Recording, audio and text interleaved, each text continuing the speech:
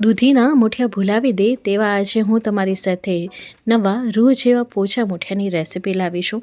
તમે આ જોઈ શકો છો, મોંમાં મૂકતા જ સડસડાટ ઘણા નીચે ઉતરી જાય તેવા સોફ્ટ મૂઠિયા આપણા તૈયાર થયા છે. તો આ મૂઠિયા બનાવવા માટે આપણે અહીંયા 6 લવિંગિયા મરચાં, 6 થી 7 કળી લસણની અને 1 ઇંચ જેટલો આદુનો ટુકડો લીધો છે, જેને ચોપરમાં નાખી દઈશું અને આ રીતનો એકદમ ફાઇન ચોપ કરી લઈશું. યા પેસ્ટનો ઉપયોગ ના કરીશું, કારણ કે આ ખાતી વખતે સરસ લાગે છે. હવે વઘાર માટે આપણે 5 ટેબલસ્પૂન જેટલું તેલ ગરમ કરી લીધું છે, જેમાં ½ ટીસ્પૂન જેટલી આપણે હિંગ નાખીશું. અહીં હિંગ ચટકી ગઈ છે એટલે આદુ લસણ મરચાં જે ચોપ કરીને રાખ્યા છે એ નાખી દઈશું અને એને થોડુંક સાતળી લેશું. તો અહીં 30 સેકન્ડ સુધી સરસ સાતળાઈ ગયું છે, એટલે હવે આની અંદર આપણે 1/4 કપ જેટલું ઝીણું સમારેલું લીલું લસણ નાખીશું અને સાથે આપણે 1 કપ જેટલી લીલી ડુંગળી નાખીશું. અહીં સફેદ ભાગ અને પાન બંને લઈ લીધા છે. હવે આને પણ થોડુંક આ શ્રિંક થાય ને ત્યાં સુધી આપણે સાતળીશું. તો અહીં તમે જોઈ શકો છો, લસણ ડુંગળી સરસ સોફ્ટ થઈ ગયા છે અને એ શ્રિંક થઈ ગયા છે. તો હવે આ સમયે આની અંદર આપણે 1/4 કપ જેટલી ઝીણી સમારેલી ભાજી નાખીશું. મેથીની ભાજીનો ઉપયોગ કર્યો છે, ધોઈને ઝીણું ઝીણું સમારીને લેવાનું છે. તો અહીં સારી રીતે મેથી પણ આપણી સતળાઈ ગઈ છે, એ પણ શ્રિંક થઈ ગઈ છે. તો હવે આ સમયે આની અંદર આપણે મૂળાના પાન નાખીશું, જે મેં 3 કપ જેટલા લીધા છે. જે કોણી દાંડી હોય એનો ભાગ પણ આપણે લઈ લીધો છે અને એ ખાતી વખતે ખૂબ જ સરસ લાગે છે. એટલે ફક્ત પાનનો ઉપયોગ ના કરતા આપણે જે દાંડી આવે કોણી એ ત્યાં સુધી આપણે ઝીણું સમારીને લેવાનું છે. હવે આને પણ નાખી દઈશું. હવે આ થોડી વારમાં જ તમે જોશો કે શ્રિંક થઈ જશે. તો અહીં તમે જોઈ શકો છો કે બધી વસ્તુઓ સરસ શ્રિંક થઈ ગઈ છે. તો હવે આ સમયે આની અંદર આપણે એક મુઠ્ઠી ભરીને ઝીણી સમારેલી કોથમીર નાખી દઈશું અને એને પણ આપણે સરસ રીતે મિક્સ કરી લઈશું. અહીં બધી વસ્તુઓ સાથે મિક્સ થઈ ગઈ છે. બધી ભાજી આપણી છે ને સોફ્ટ થઈ ગઈ છે. હવે તમે ઈચ્છો તો આ સમયે આની અંદર પાલક પણ નાખી શકો છો, પણ મેં સ્કીપ કરી છે. પાલક છે, તાંદળજો છે, એ પણ તમે એડ કરી શકો છો. હવે આ સમયે આની અંદર આપણે ½ ટીસ્પૂન જેટલો અજમો નાખીશું, જેથી ખાતી વખતે એ વળે નહીં. ગેસની ફ્લેમને મીડિયમ કરી દઈશું અને હવે આ સમયે આની અંદર 2 ચમચી જેટલું ધાણા જીરું પાવડર નાખીશું, અડધી ચમચી જેટલી હળદર પાવડર, 2 ચમચી જેટલું કાશ્મીર લાલ મરચું પાવડર નાખીશું. આનાથી કલર સરસ આવશે. આ મરચું તીખું નથી હોતું. અને બધા માપનું આપણે મીઠું નાખી દઈશું. તો આ સમયે મેં લોટના ભાગનું પણ મીઠું નાખી દીધું છે. જો તમને આઈડિયા ના આવે તો તમે પાછળથી પણ મીઠું એડ કરી શકો છો. હવે બધી વસ્તુને મિક્સ કરી લઈશું અને લગભગ 30 સેકન્ડ સુધી આપણે સાતળી લઈશું, જેથી મસાલા પર સતળાઈ જશે, એનો કલર પર ખીલીને આવશે અને સારી રીતે મિક્સ પણ થઈ જશે. તો અહીં તમે જોઈ શકો છો કે સારી રીતે મસાલા મિક્સ થઈ ગયા છે અને આ આપણો મસાલો તૈયાર થઈ ગયો છે. આવી રીતે જ્યારે આપણે સાતળીને લઈએ છીએ તો એમાં લોટ કેટલો ઉમેરો ને એનો આપણે પ્રોપર આઈડિયા આવે છે અને એનો ટેસ્ટ છે ને એ પણ ખીલીને આવે છે. હવે અહીંયા ત્રાસની અંદર આપણે 2 કપ જેટલો ઘઉંનો ઝીણો લોટ લીધો છે. સાથે એનાથી અડધો 1 કપ જેટલો આપણે બાજરીનો લોટ નાખીશું. તો આ માપ સાથે તમે બનાવશો ને તો ખૂબ જ ટેસ્ટી તમારા મૂઠિયા તૈયાર થશે. અને એનાથી અડધું ½ કપ જેટલો આપણે બેસન નાખીશું અને ત્રણેય લોટને આપણે સરસ ચાળી લેવાના છે. તો અહીં લોટ આપણો સરસ ચડાઈ ગયો છે. તો હવે આ સમયે આને એકદમ રૂ જેવા પોચા બનાવવા માટે અહીં મારી પાસે સવારના વધેલા ભાત હતા, એ મેં એડ કર્યા છે. તો 1 કપ જેટલા આપણે ભાત નાખવાના છે.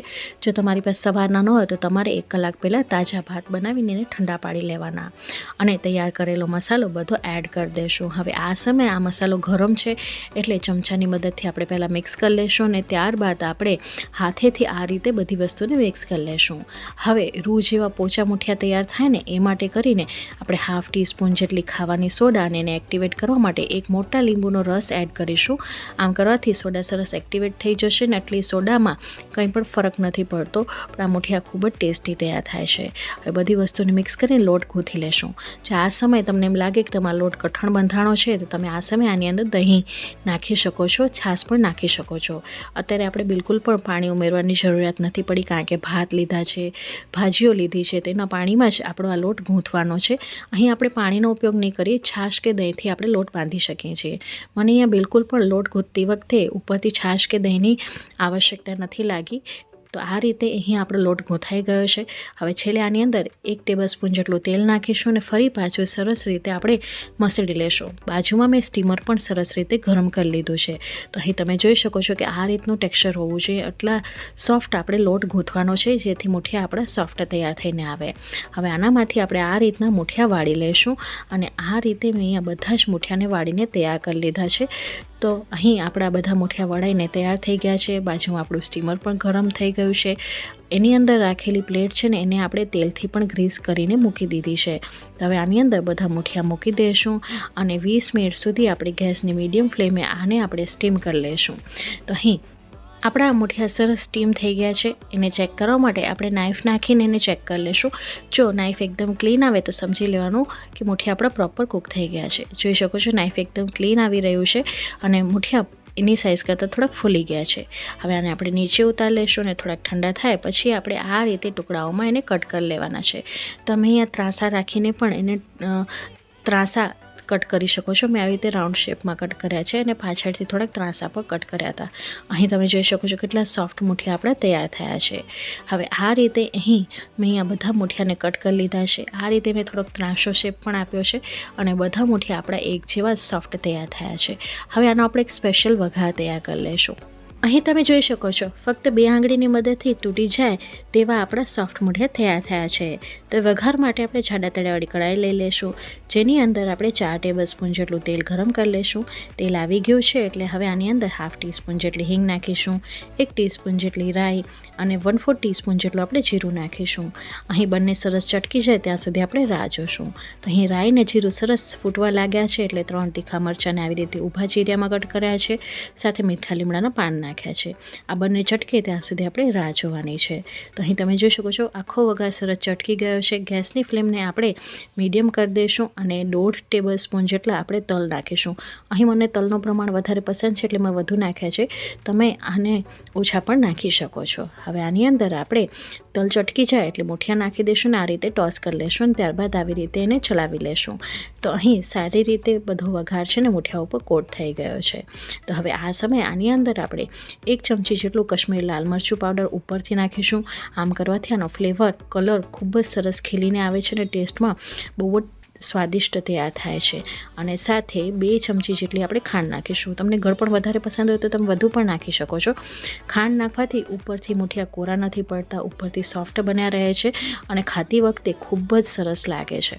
તો આવી રીતે આપણે બધી વસ્તુને મિક્સ કરી લીધું છે. હવે ઢાંકણ ઢાંકીને આપણે 2 મિનિટ સુધી એકદમ ધીમા ગેસે થવા દેશું એટલે ખાંડ પણ પીગળી જશે અને એનો જે ફ્લેવર છે ને એ પણ અંદર બેસી જશે. તો 2 મિનિટ પછી તમે જોઈ શકો છો મુઠિયા તૈયાર છે પીરસવા માટે. હવે જો તમને નીચેથી ક્રિસ્પી મુઠિયા પસંદ હોય ને તો ગેસની મીડિયમ ફ્લેમ ઉપર થોડી વાર તમે વધારે થવા દેજો. છેલ્લે આની અંદર બારીક સમારેલી આપણે કોથમીર નાખીશું. તો ફ્રેન્ડ્સ આજની આ રેસીપી તમને કેવી લાગી કમેન્ટ બોક્સમાં તમારો અનુભવ શેર કરવાનો ભૂલતા નહીં. તમે મારી રેસીપી કયા ગામ, કયા શહેર, કયા મેગા સિટીથી જોવો છો એ પણ જરૂરથી જણાવજો. એ જાણીને મને ખૂબ જ આનંદ થાય છે. તો તૈયાર છે આપણા દૂધીના મુઠિયા ભૂલાવી દે તેવા મૂળાના પાનના મુઠિયા, મિક્સ ભાજીના મુઠિયા પણ કહી શકો છો તમે એને. આજની આ રેસીપી તમને કોઈ પણ કારણોસર ગમી હોય તો પ્લીઝ મને સપોર્ટ કરજો. તમારા સપોર્ટની મને ખૂબ જ જરૂરિયાત છે. મને સપોર્ટ કરવા માટે તમે મારા વિડીયોને લાઇક, શેર, ચેનલને સબસ્ક્રાઈબ કરી શકો છો. બાજુમાં આપેલી બેલ બટન જરૂરથી દબાવજો. ચાલો ફરી મળીશ, ત્યાં સુધી આવજો.